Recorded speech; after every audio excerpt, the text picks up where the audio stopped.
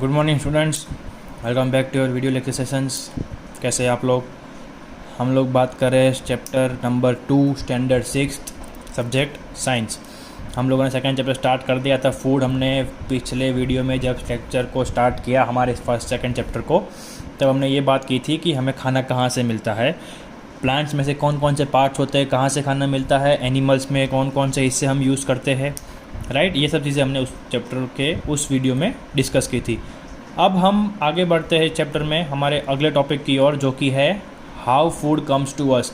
अब ये खाना जो प्लांट्स में उगा है, कोई भी पार्ट में, फ्रूट हो, फ्लावर हो, लीव्स हो, या फिर उसका वेजिटेबल्स हो, उसका रूट हो, उसका स्टेम हो, या फिर मांस हो, एग हो, फिश हो, ये सारे एनिमल्स, मतलब कि सारे जो फूड होते हैं हमारे, वो हम तक पहुंचते कैसे हैं, राइट। तो अब हमारे पास खाना कैसे पहुंचता है, कहाँ से पहुंचता है? अगर आपको पूछे आपके पास खाना कहाँ से आया घर में, तो आप क्या कहोगे? किचन में से आया। बट किचन में से कहाँ से आया, हमें वो पढ़ना है, राइट। सबके घर में खाना किचन में से ही आता है, रसोड़े में से ही बन के आता है। हमारे पास बना हुआ खाना आता है, कुकड फूड आता है किचन में से। बट किचन में जो खाना आया है वो कहाँ से आया है, और वो जहाँ से आया वहाँ कहाँ से आया है, वो भी हमें इस टॉपिक में डिस्कस करना है, राइट। तो स्टार्ट करते हैं। How does food comes to us. तो the food we eat comes from kitchen. ये हमें पता है, हम खाने बैठे हैं, हमें भूख लगी है, तो हम कहाँ जाएंगे? पहले किचन में जाएंगे, राइट। जो भी है सब कुछ देख लेंगे, डब्बों वब्बों में कुछ नाश्ता वास्ता पड़ा है, कुछ खाना पड़ा है, हम वहीं से ले लेंगे। बट हमारे किचन में कहाँ से आया? तो the food in kitchen comes from market. Market मतलब कि बाज़ार। अब हमारे पास जो किचन में खाना आता है वो मार्केट से आता है। अब हमें ये पढ़ना है कि मार्केट में कहाँ से आना है, ठीक है। तो एग्जांपल लेते हैं आटे का, जिसे हम रोटियां बनाते हैं, राइट। तो ये आटा जो है वो मार्केट में कहाँ से आता है, वो एग्जांपल देख लेते हैं। और ये एग्जांपल जो हमने आटे का लिया है वो ऑलमोस्ट सब चीज़ों के लिए लागू पड़ता है।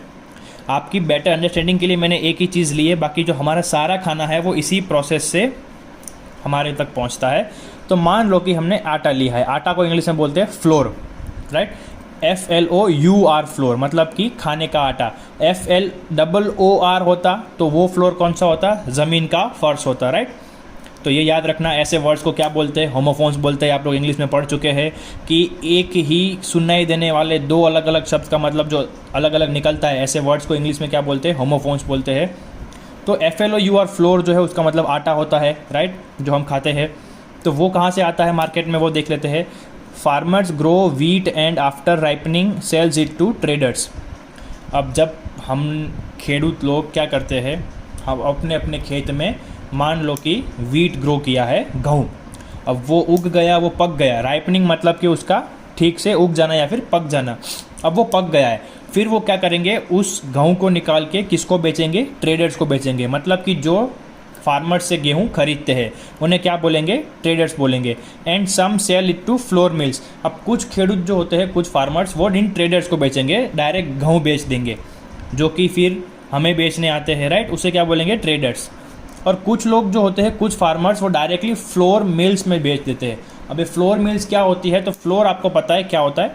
आटा होता है। तो अब मार्केट में आटा भी तैयार मिलने लगता है। पहले क्या होता था, हम लोग गेहूँ खरीदते थे, उसे घर पर साफ़ करते थे, और जैसे जैसे हमें ज़रूरत पड़ती थी हम उसे चक्की पर पिसवाने जाते थे, राइट। लाइन होती थी, हम उस एक दिन के लिए डब्बा रखना पड़ता था, फिर अगले दिन जाके फिर आटा लेके आना है। तो ये होता था। अब क्या होता है, मार्केट में रेडीमेड फ्लोर मिलता है, आटा। एग्जाम्पल आशीर्वाद का आटा, राइट। हम सब ने देखा है 5 या 10 किलो का, अपने हमें जितना चाहिए उस कन्वीनियंट के हिसाब से पैकेजिंग जो होता है वो सेट होता है, हमें वो उठा लेना है। तो ये आटा कहाँ से आता है? फ्लोर मिल से आता है, जहाँ पर फार्मर्स क्या करते हैं, गेहूं को डायरेक्टली बेच देते हैं आटा बनाने के लिए। तो ये हुआ वहाँ तक का प्रोसेस कि भाई ट्रेडर्स या फिर फ्लोर मिल में पहुँचा। अब वहाँ से कहाँ आता है? तो जब फ्लोर मिल में पहुँच जाता है या फिर डायरेक्टली ट्रेडर्स के पास पहुँचता है, वहाँ से आता है मार्केट में। फ्रॉम मिल्स आटा इज़ ट्रांसपोर्टेड टू शॉप्स। अब ये आटा यहाँ से कहाँ आता है? ट्रांसपोर्ट होता है शॉप्स। शॉप्स मतलब कि बाज़ार, मार्केट में, दुकानों में आता है। अब मार्केट में ये आटा या फिर ये गेहूं खरीदने वाले दो प्रकार के लोग होते हैं। 2 type of traders are there. कौन कौन से होते हैं? एक जो होते हैं big shopkeepers are called wholesalers. एक होते हैं बड़े दुकान वाले, मतलब कि जो एक साथ बहुत कुछ ले सकते हैं और वो जो है वो छोटी क्वांटिटी नहीं बेचते हैं। मान लो कि एक होलसेलर है, अगर आपको 1 किलो आटा चाहिए तो वो आपको नहीं देगा, वो आपको होलसेल में देगा, मतलब वो आपको कम से कम 10 किलो दे सकता है एक साथ, वो 1-1 किलो का व्यापार करेगा नहीं, ठीक है। तो इसे बोलेंगे हम होलसेलर, जो एक साथ जत्था उठाता है, राइट, एक साथ क्या करता है, पूरा का पूरा जत्था जो होता है वो उठा लेता है, उसे बोलेंगे होलसेलर। और फिर उसके बाद आते हैं छोटे शॉपकीपर्स, उन्हें क्या बोलते हैं, रिटेलर्स। हम हमारे जो जितने भी ज़रूरत की चीज़ें होती है वो हम दुकानों से लेते हैं, वो कौन से होते हैं, रिटेलर होते हैं, राइट। हमें 1 किलो गेहूँ चाहिए, 1 किलो आटा चाहिए, या फिर चीनी चाहिए, नमक चाहिए, मिर्ची चाहिए, ये जो छोटी छोटी क्वांटिटी से 1 किलो 2 किलो 5 किलो, ये सब हमें कहाँ से मिलती है, रिटेलर से मिलती है। अब मार्केट में ये 2 लोग होते हैं, सबसे पहले कौन माल उठाता है, होलसेल वाले उठाते हैं। एक साथ कंपनी से जब माल आता है तो ये टन्स में माल उठाते और फिर ये अलग अलग छोटे छोटे रिटेलर्स को बेच देते। इसने मान लो कि एक साथ 100 किलो गेहूँ उठाया, तो इसको ये 50 किलो दे देगा, अगले वाले को 50 किलो दे देगा, फिर इस रिटेलर के पास से हम हमारे हिसाब से 10-15 किलो ले लेंगे। तो ये क्या हुआ, रिटेलर। हमारे घर के आजू बाजू जितनी भी दुकानें हैं वो 90% कौन सी होगी, रिटेलर होगी, क्योंकि होलसेल वाला आपको छोटी क्वांटिटी में कभी भी सामान बेचेगा नहीं। समझ में आ गया होलसेलर क्या होता है, रिटेलर क्या होता है। अब आगे बढ़ते हैं, ये हुई फूड ग्रेन्स की बात, आटे की बात। अब उसके अलावा 2 और चीज़ें ग्रो होती है, जो होते हैं फ्रूट्स और वेजिटेबल्स। तो इन्हें कहीं पर भेजने की ज़रूरत होती नहीं है, ना ही मिल्स में, ना ही इनका कोई अचार वचार निकालना होता है, ये हम डायरेक्टली खाते हैं। तो वो क्या होता है, fruits and vegetables are directly send to the market, ये डायरेक्टली क्या आ जाता है, मार्केट में आ जाता है, और फिर वहीं से हम क्या कर लेते हैं, ले लेते हैं। अब कुछ चीज़ें होती है जिन्हें हमें भेजना पड़ता है मिल्स में, जैसे आटा होता है, वैसे ही एक और 2 एग्जांपल देख लेते हैं। Sugar cane and oil seeds are send directly to sugar mills and oil mills.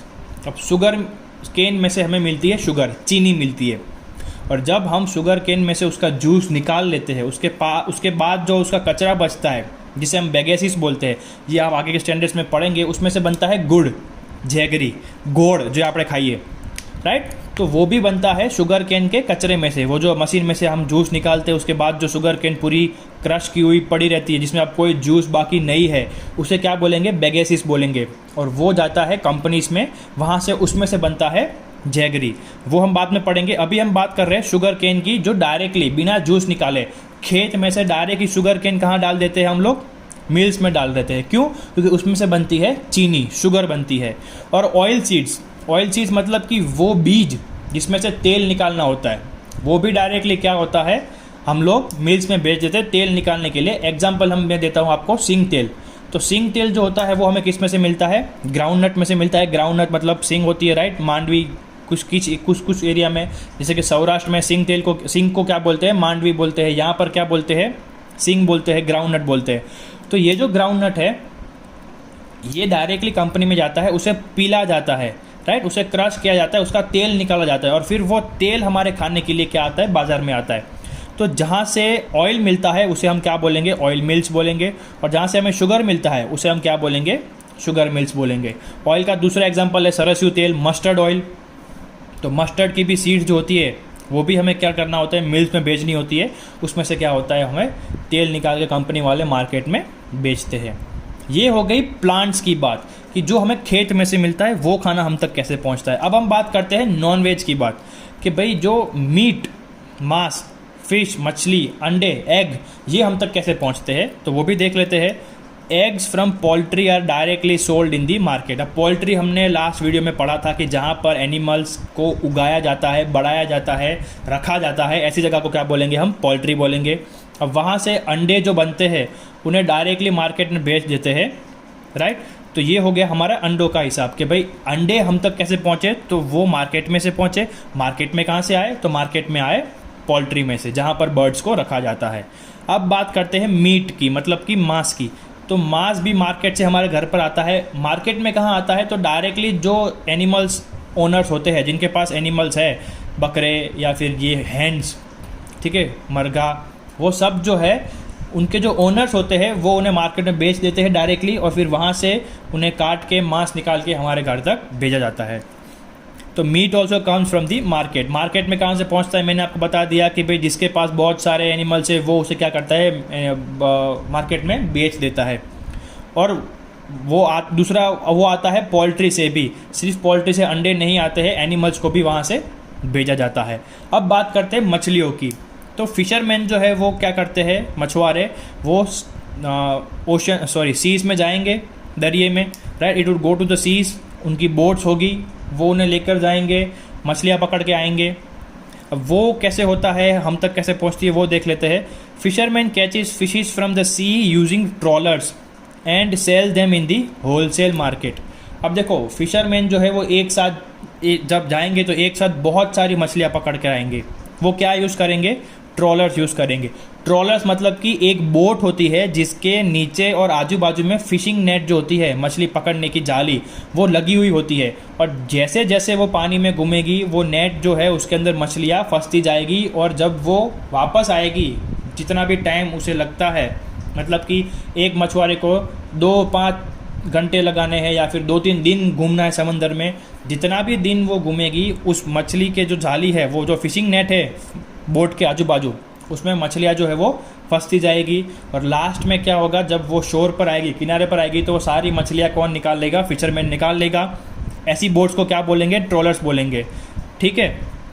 और फिर वो, अब हमने आगे ही बात की कि बहुत सारे गेहूँ होते हैं, तो वो कहाँ जाते हैं, होलसेल मार्केट में जाते हैं। तो वैसे भी ये ट्रॉलर जो है वो एक साथ ढेर सारी मछलियाँ पकड़ेगा, तो वो भी पहले कहाँ बेचेगा, होलसेल मार्केट में बेचेगा। मतलब कि फिशरमैन जो है वो किसी 1 या 2 आदमी को अपनी पूरी मछलियाँ बेच देगा।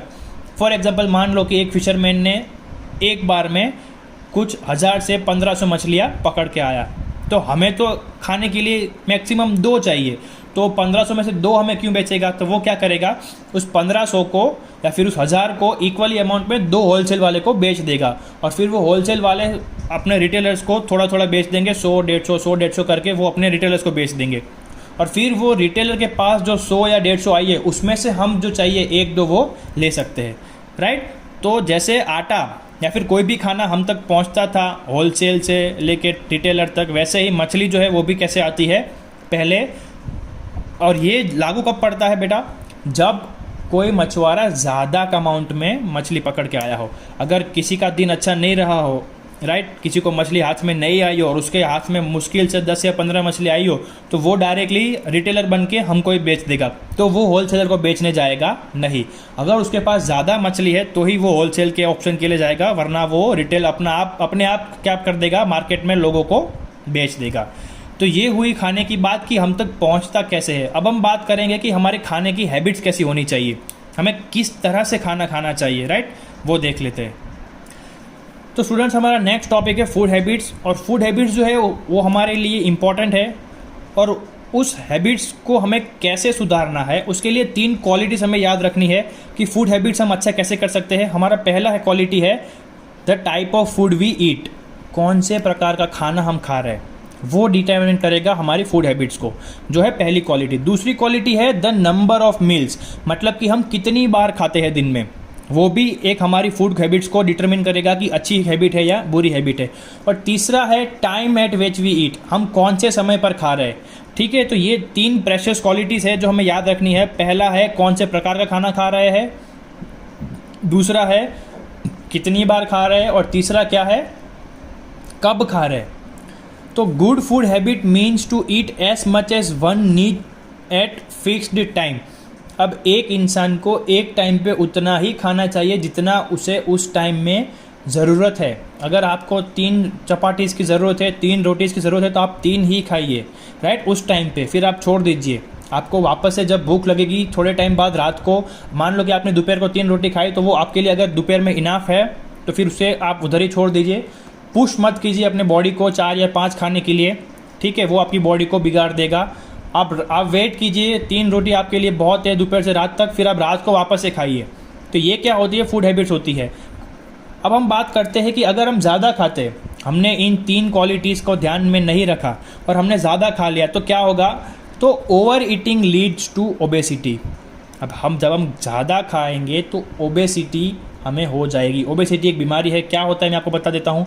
ओबेसिटी मीन्स जो लोग अपनी उम्र के हिसाब से ज़्यादा वज़न वाले होते हैं, जो लोग मोटे होते हैं जिन्हें उस उम्र में होना नहीं चाहिए, उसे क्या बोलेंगे हम, ओबेसिटी बोलेंगे। आप कभी भी हॉस्पिटल में जाएंगे तो आपको एक चार्ट दिखेगा जहाँ पर आपकी हाइट लिखी होगी और उस हाइट के लिए जो वज़न होना चाहिए वो भी लिखा होगा।